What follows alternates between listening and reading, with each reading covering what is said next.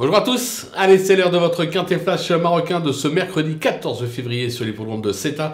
Ce sera l'occasion du prix Joab, une course B pour 4 ans et plus, 1900 mètres à parcourir, 18 partants. Franchement pas simple à décrypter cette épreuve en épin, ils sont nombreux à pouvoir prétendre au succès. Je vais quand même partir plutôt confiant avec mes bases dans cette épreuve.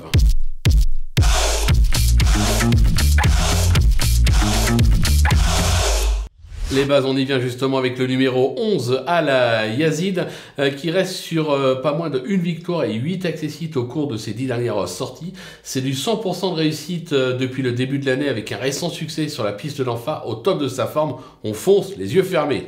Le numéro 9, Mazal Choufou, qui a montré d'incontestables moyens en 2023 en triomphant notamment à 2 reprises sur le parcours du jour. Sa forme est sûre, elle s'annonce également redoutable. Le numéro 4, Alborak Adaoui, qui est au top de sa forme, notamment victorieux à 2 reprises depuis le début de l'année sur l'hippodrome de Ceta et celui de Rémisset. Bien garé dans les stalles, je pense qu'il a encore sa chance pour le podium.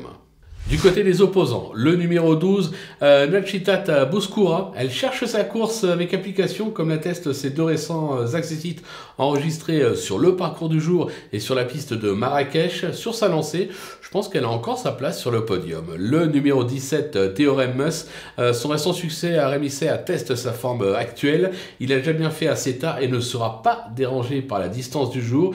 Il a encore un bon rôle à jouer dans cette épreuve. Le numéro 7, Yassou, il est plutôt appliqué depuis le début de l'année. Il a déjà triomphé sur la piste de Ceta. La distance va lui plaire. Il fait partie des nombreux outsiders séduisants dans cette épreuve. Et enfin, le numéro 18, Nargis El Aouzia. Elle vient de faire belle impression en s'imposant sur ce parcours. Alors, elle n'a pas été gâtée au sort avec les numéros dans les stalles, mais je me dis que sur sa forme et sur sa lancée, elle reste compétitive, tout au moins pour les places. Le coup de poker maintenant, ce sera le numéro 1, Al Power Atlas.